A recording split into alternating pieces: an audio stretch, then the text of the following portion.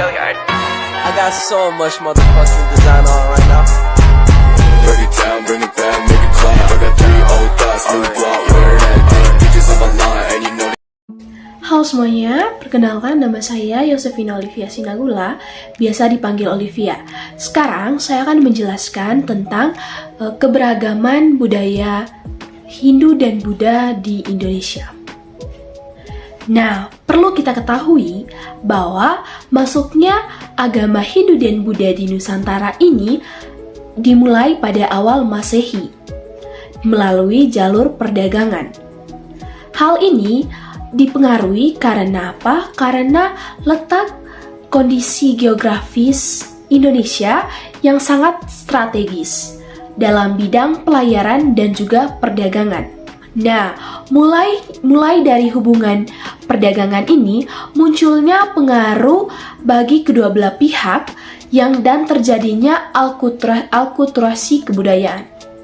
Akulturasi kebudayaan ini adalah perpaduan antara dua kebudayaan yang berbeda dan menyatu, namun tidak menghilangkan ciri khas dari kebudayaan itu sendiri. Contohnya adalah contoh dari akulturasi kebudayaan di Indonesia. Yang pertama adalah Menara Kudus. Menara Kudus ini adalah merupakan hasil akulturasi dari antara agama Islam dan juga agama Hindu. Yang kedua adalah kaligrafi. Kaligrafi ini merupakan hasil akulturasi perpaduan antara tulisan Arab dan juga kebudayaan Indonesia. Yang ketiga adalah Gambang Kromong. Gambang Kromong ini merupakan hasil akulturasi budaya Indonesia dengan Tiongkok yang dilakukan lewat kesenian musik. Nah, dari keberagaman agama Hindu dan Buddha di Indonesia juga terdapat beberapa kerajaan. Kerajaan yang pertama adalah Kerajaan Hindu-Buddha. Kerajaan yang pertama ini adalah Kerajaan Sriwijaya. Kerajaan Sriwijaya ini bercorak Buddha yang terkenal di Nusantara, di wilayah kekuasaan Sriwijaya, yaitu Pulau Sumatera, Jawa Barat, Kalimantan Barat, Semenanjung Melayu, Selat Malaka, Selat Karimata, dan juga Selat Sunda. Puncak kejayaan kerajaan Sriwijaya ini tercapai ketika dipimpin oleh Raja Balaputra Dewa. Raja Balaputra ini dikenal sebagai raja yang sangat berani dan pantang menyerah. Di bawah kepemimpinan Raja Balaputra Dewa ini, Sriwijaya dikenal sebagai kerajaan maritim. Sriwijaya juga dikenal sebagai pusat penyebaran agama Buddha dan juga sebagai pusat perdagangan, dengan ibu kota Palembang sebagai jalur perdagangannya. Nah, yang kedua adalah Kerajaan Mataram kuno. Pada zaman Kerajaan Mataram kuno terkenal dengan 3 dinasti atau wangsa. Yang pertama adalah Wangsa Sanjaya yang dikenalkan oleh agama Hindu. Yang kedua Wangsa Sailendra yang dikenalkan oleh agama Buddha.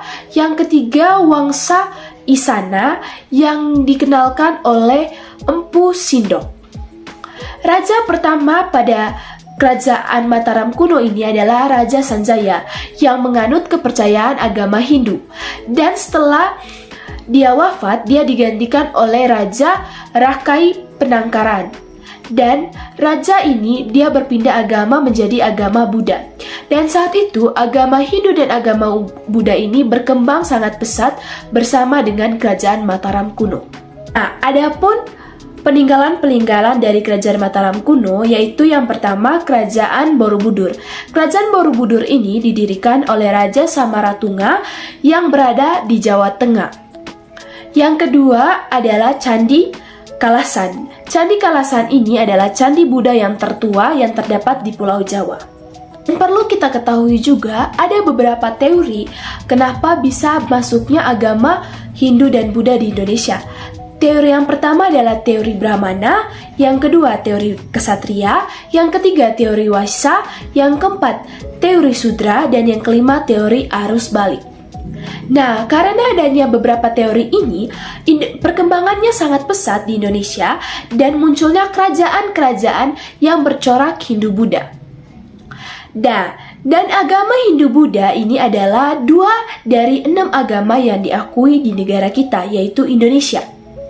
Keberagaman yang bisa kita lihat adalah mulai dari tempat ibadah dan juga kitab agamanya itu sendiri.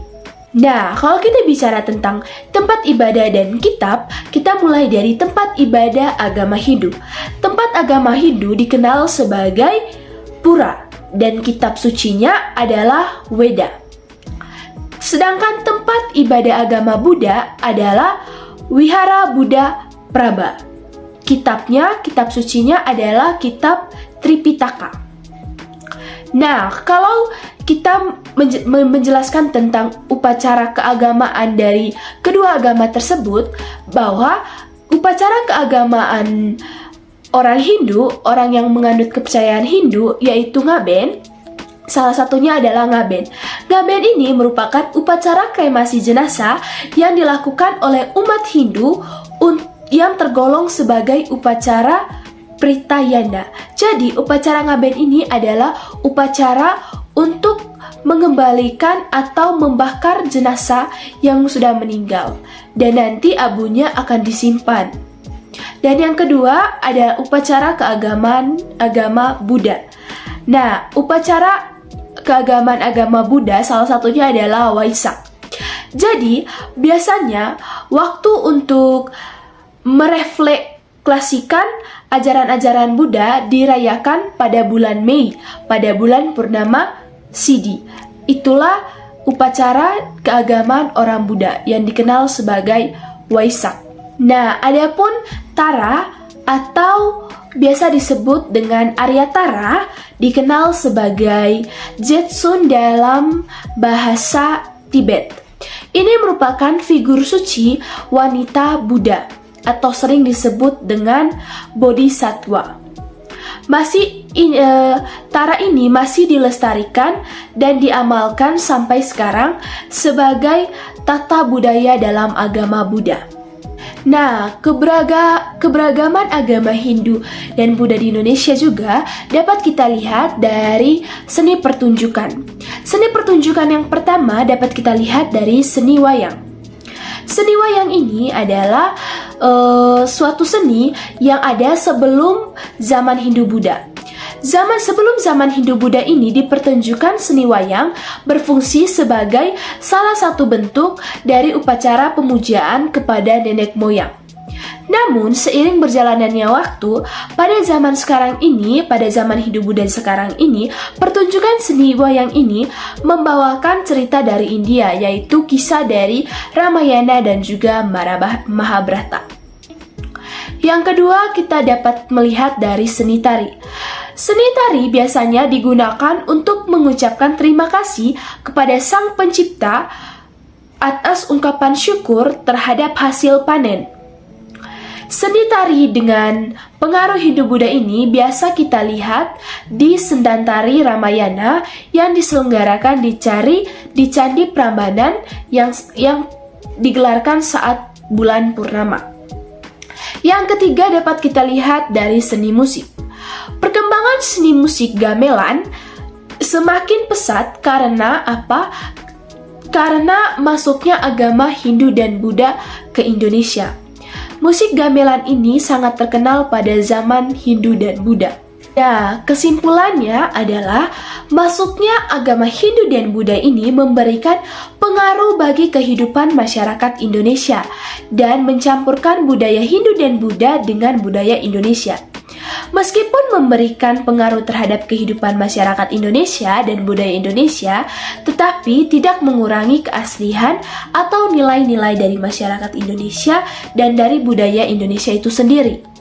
Adanya akulturasi budaya ini menunjukkan bahwa masyarakat Indonesia sangat terbuka akan budaya baru, namun tidak menghilangkan nilai asli dari kebudayaan itu sendiri.